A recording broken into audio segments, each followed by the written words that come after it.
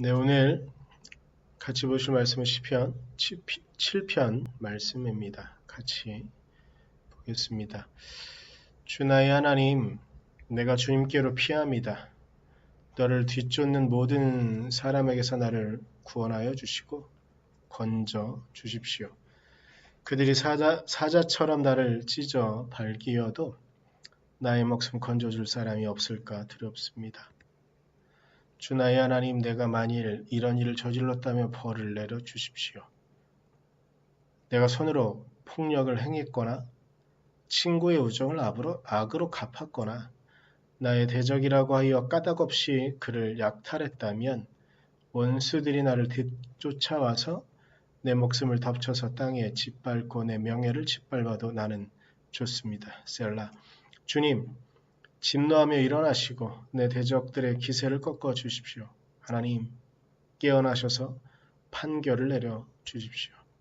문 민족들을 주님 앞으로 모으시고 주님께서는 그 높은 법정으로 돌아오십시오. 주님께서는 묻 백성들을 판단하시는 분이시니 내 의와 내 성실함을 따라 나를 변호해 주십시오.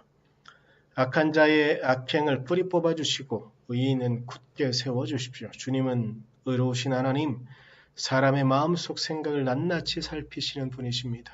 하나님은 나를 지키시는 방패시요 마음이 올바른 사람에게 승리를 안겨주시는 분이시다.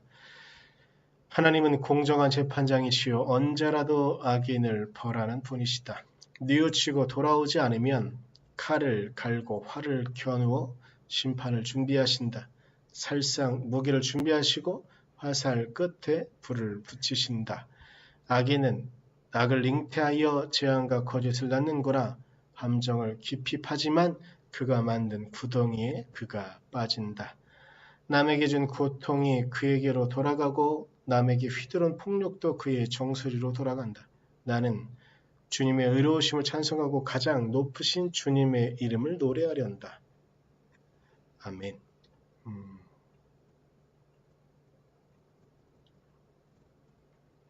시편 7편은 다윗은 이렇게 시작을 하는 겁니다. 혹시 내가 자신이 남에게 좀 고통이 있다고 한다면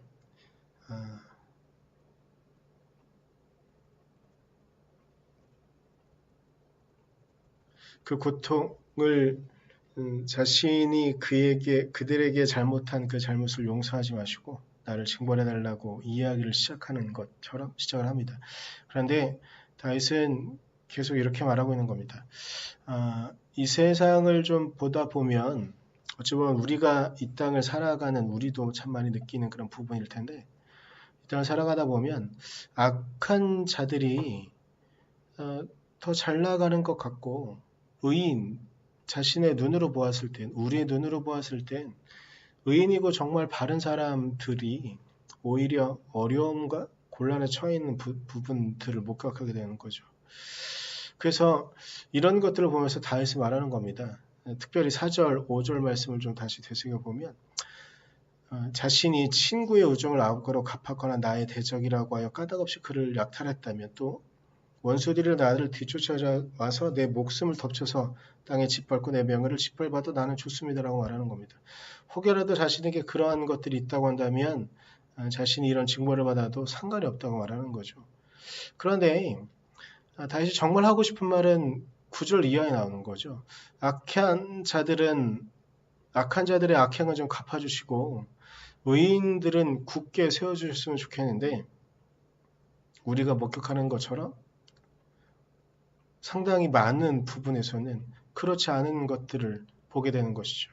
이게 우리가 느끼는 그리고 다윗이 오늘 시편 7편에서 고백하고 있는 이야기들은 우리에게도 여전히 마음 한켠에서 일어나는 분노, 그 분노 속에 침잠되어지기 너무 쉬운데 다윗은 거기서 끝나지 않습니다. 이런 현상이 있는 것은 분명한 어쩔 수 없는 사실이지만 분명한 사실이 또 있는데 뭐냐면 11절 이하에 나오는 게 하나님은 공정한 재판장이시라는 거예요. 자신이 인생을 살아오는 순간들 돌이켜보면 그리고 자신이 목격하는 삶의 순간들을 좀 돌이켜보면 하나님은 정말로 공정하시다는 거예요.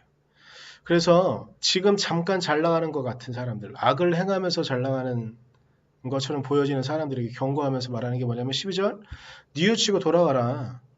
뉘우치고 돌아와야 된다라고 말하는 거예요. 그런데 참 모순적인 부분은 뭐냐면 그렇게 지금 잘 나가고 있는 사람들이 다윗을 보면서 비웃으면서 이야기하는 겁니다.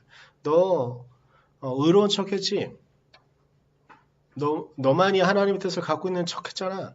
그런데 너가 지금 그렇게 말하고 있는 것처럼 잘 나가고 있느냐? 나보다 잘 나가고 있느냐? 나보다 더 뛰어나게 있느냐라고 말하는 겁니다. 그런데 다윗은 그 상황에서 지금 당장 눈앞에 보이는 현상에 머무는 게 아니라 결국은 하나님께 뉘우치고 돌아와야 된다라고 말하고 있는 겁니다. 그러면서 14절, 16절 이렇게 말하죠. 악한 사람들이 악인들이 겪게 될 일에 대해서 14절부터 16절까지 단호하게 말하는 겁니다. 악인은 악을 잉태하여 재앙과 거짓을 낳는구나. 함정을 깊이 파지만 그가 만든 구덩이에 그가 빠진다.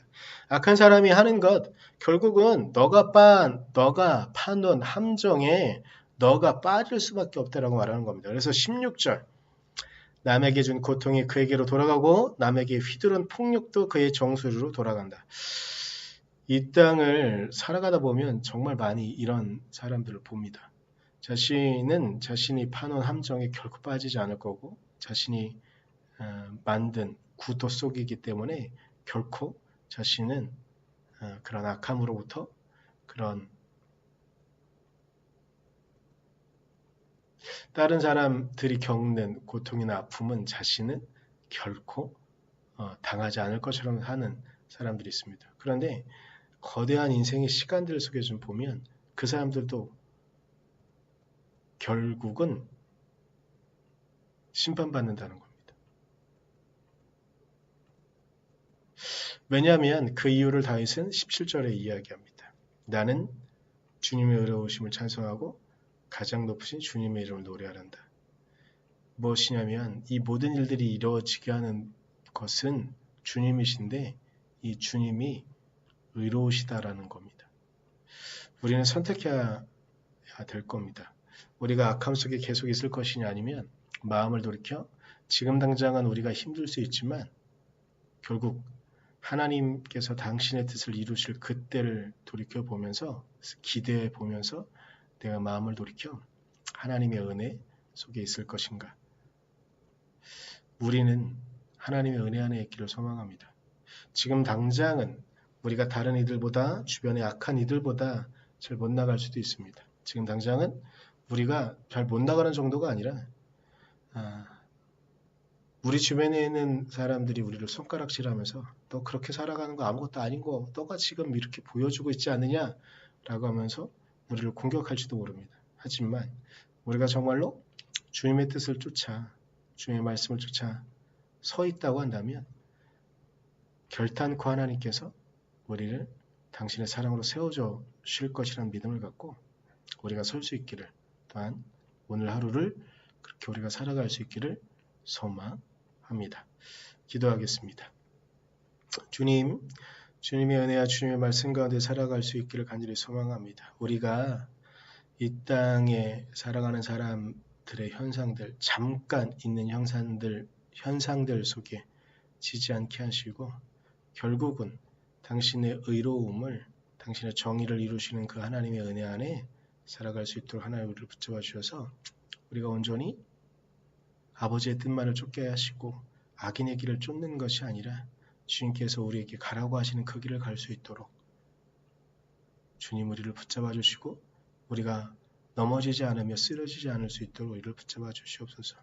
오늘 하루 우리 선한 목적의 성도들의 삶 가운데도 주님의 은혜가 그렇게 끝까지 우리를 잡아주시는 의로우신 하나님의 은혜가 있을 수 있도록 이끌어 주시길 간절히 소망하며 예수님의 이름으로 기도드렸습니다. 아멘.